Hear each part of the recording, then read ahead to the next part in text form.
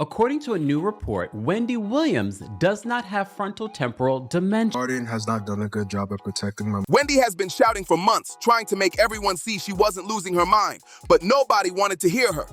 Nicki Minaj even jumped in and dropped some serious tea about what was happening to Wendy, but people brushed her off like she was making noise for fun. Nicki only spoke up because she knows she could be the next one they try to mislabel and lock into some conservatorship mess. But like always, people is the one that kicked off this whole situation when they argued in court that she needed a guardian because she supposedly couldn't handle her finances and was aphasia, and from there, everything spiraled. What makes this whole situation even more shady is how everything changed the moment Wendy's court-appointed guardian, Sabrina Morrissey, took control. Reports were saying Wendy was improving, looking clearer and stronger. So how did she suddenly get hit with all these diagnoses right after Sabrina stepped in? That switch-up had people confused, and even Wendy's son, Kevin Jr., wasn't staying silent. He jumped into the Shade Room comments under their post about Wendy's diagnosis and called out the nonsense loud and clear. Kevin Jr. said Wendy's own doctor told the family that her memory issues were alcohol-induced, yet somehow her team still kept letting her drink heavily. That's wild, because if alcohol was the issue, why allow more of it? Oh, it's been all over social media. Puffy posted a picture of Michael Jackson's song, Lady in My Life, and wrote, if anyone sees Cassie this weekend, please tell her to listen to this song 100 times. I suggest don't use social media, though, to reach out. I think this is a grand overture from Puffy. I don't believe he really wants her back. I believe he probably treated her at some particular point like a possession, like a possession. And if you really care, then you'd reach out privately, not... On top of that, her team allegedly cut her off from her family completely, which meant they had no idea where she was staying or what was being done to her behind closed doors. Wendy has been trying nonstop to break free from this guardianship, but they keep blocking her every move. She even went out of her way to get multiple independent evaluations from specialists who confirmed she didn't have the illnesses they were accusing her of. Yet the people in charge still push the same narrative. And here's the thing. Experts always say that people with frontotemporal dementia only decline after being diagnosed, never improve. But Wendy has shown unbelievable neurological strength since she's within the next 2 weeks to secure a hearing where they'll ask the judge to finally end the guardianship once and for all. And if the judge refuses, powerhouse attorney Joe Tacopina is ready to demand a full jury trial to put everything out in the open. Jurors could soon be asked to free Wendy. Their attention knows Diddy never liked how boldly Wendy spoke about him. For years, Wendy said he tried to shut her down, especially after she claimed somebody emailed her photos from his Mexico trip, showing another man getting way too close to him. She didn't hold back when she talked about what she believed those photos showed, and that shook things up fast. And then there was that moment when Shine, who was 19 at the time, took the blame for that club situation involving Diddy. Wendy was one of the first public voices saying the whole thing felt suspicious and needed a real investigation. She even questioned Diddy and J-Lo's involvement, hinting that something wasn't adding up. She also spoke out early about the situation between Diddy and Cassie, calling things out way before Cassie finally stepped away from him. Things got so tense that Diddy reportedly brought up Wendy's son during an interview she invited him to. At the time, her son was 16, and the way Diddy suddenly mentioned him out of nowhere made the whole room shift. Wendy looked uncomfortable immediately because she knew there had to be a reason he dropped her son's name like that. Many people believe he did it as a way to intimidate her, a message telling her to stop talking about his life or there would be consequences. Not physical harm, but pressure she didn't want on her family. She got fired from Hot 97 because she had a picture of Puffy. So if you don't mind, give me the story from your point of view and what was in the picture? We were in Cancun. For whatever reason, dude was playing with Puff. He went behind him and grabbed his trunks and pulled them down. Some girls that was taking pictures. They took that picture and emailed it back to Wendy Williams. Wendy Williams said she had him in a compromising position and like he was gay, something like that. She was gonna put it out. Wendy had shown people that email. Puff told Hot 97 if they didn't get rid of her before he got back in New York, that they was not gonna get any music from any of his friends, any of the record labels executives that was cool with him. When it comes to Nicki Minaj, people can say whatever they want, but calling her a liar has never stuck, and now folks are finally waking up to that. Because of the messy history between Wendy and Diddy, Everyone assumed he was the only one behind her problems. But Nicki's recent claims flipped the whole conversation. She says Jay-Z and Roc Nation were involved too, and that they're trying to pull the same move on her. Just a few days ago, Nicki clashed with Charlemagne over an interview he did with Gucci Mane and Keisha, and after seeing it, she called out Roc Nation for allegedly using Charlemagne to help it all when she posted, saying, "Charlemagne the fraud is Jay-Z friend and business associate using heart radio for these disgusting ploys against innocent families."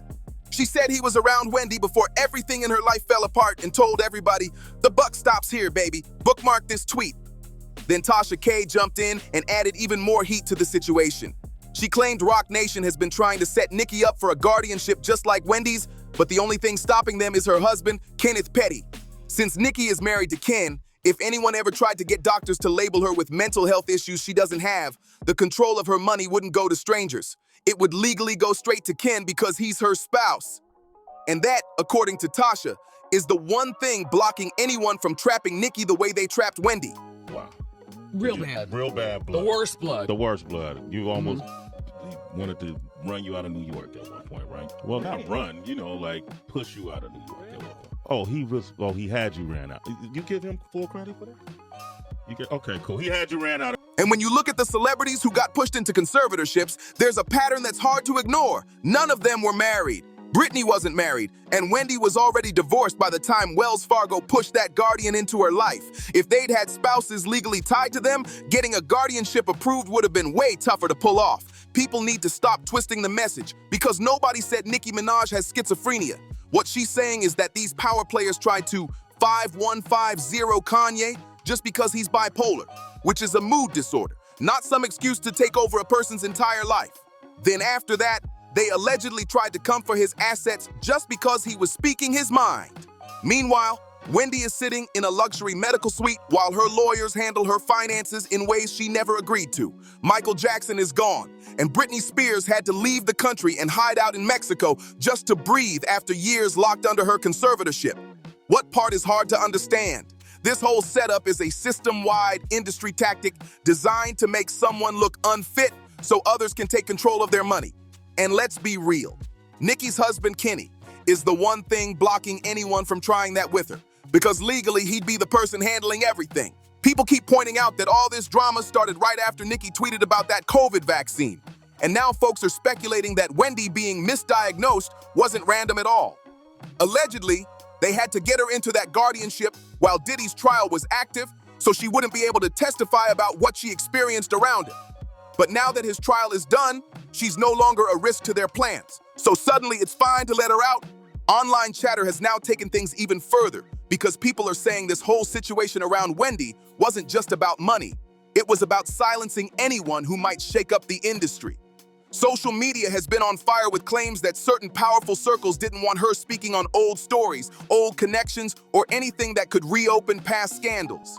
Folks are saying Wendy's honesty made a lot of people uncomfortable, and that's why she became a target in the first place. And now that the neurologist report is out, people are questioning everything even more. Everybody was gonna boycott their station. We was out in LA for about 3 days before we landed back in New York. Wendy Williams was in the radio station in Philly. She was fired. We come from a very homosexual era of hip hop as well. There was a radio personality once upon a time. Her name was Wendy Williams, and she was practically burned at the stake for talking about such. And now it's all come full circle. There were many situations, none of which to talk about, but there were many situations back in the day in my career, and it's all. How did a woman who was supposedly struggling with such a serious condition suddenly show clean evaluations from independent experts? The timing has people side-eyeing the situation hard. Some users on X even posted that the whole illness angle might have been exaggerated to keep her under control while big legal cases were unfolding. Again, these are online claims, not proven facts, but the talk is getting louder every day. On top of that, fans have been pointing out stories that nobody else had the courage to touch, and people online believe that's exactly why she ended up isolated later on. The public is now revisiting old clips, interviews, and on-air moments where she hinted that powerful figures were trying to shut her down. And those clips are going viral all over again. Meanwhile, Nicki's support for Wendy has turned this into an even bigger storm. Fans are saying Nicki shining a light on what Wendy went through is forcing everyone to take the situation seriously. Nicki's name pulls global attention, and now the situation isn't something people can brush off up, making the whole thing look way deeper than it originally seemed.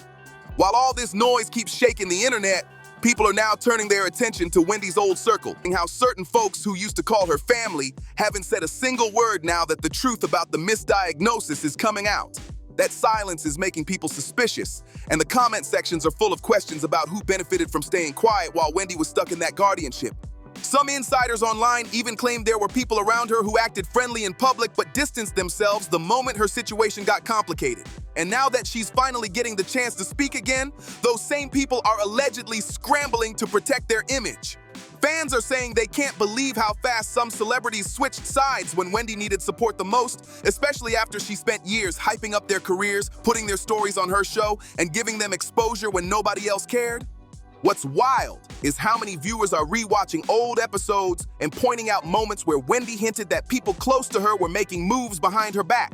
Oh, it's been all over social media.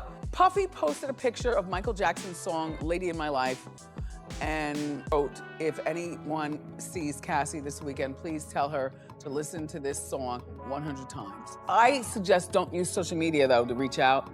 I think this is a grand overture from Puffy. I don't believe he really wants her back. I believe he probably treated her at some particular point like a possession, like a possession.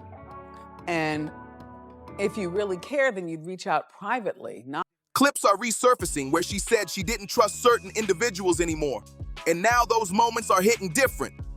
The energy online is that Wendy might have been trying to warn the public long before things blew up, and folks are finally catching on. At the same time, Nicki's name being tied to all this has turned it into a major conversation about the entertainment industry as a whole. Fans are connecting dots, comparing situations, and saying that too many artists have dealt with similar scary patterns. People are calling for transparency, demanding answers, and insisting that more eyes need to be on how celebrities are treated once money, health, or legal issues come into play. This whole situation has people talking non-stop about power, control, and how quick Wendy's family should sue the doctor that misdiagnosed her with dementia. That misdiagnosis is the cause that led to a myriad of bad events that impacted Wendy's life. She got fired from Hot 97 because she had a picture of Puffy. So if you don't mind, give me the story from your point of view and what was in the picture. We were in Cancun. For whatever reason, dude was playing with Puff. He went behind him and grabbed his trunks and pulled them down. Some girls that was taking pictures. They took that picture and emailed it back to Wendy Williams. Wendy Williams said she had him in a compromising position and like he was gay, something like that. She was gonna put it out. Wendy had shown people that email. Puff told Hot 97 if they didn't get rid of her before he got back in New York, that they was not gonna get any music from any of his friends, any of the record labels executives that was cool with him,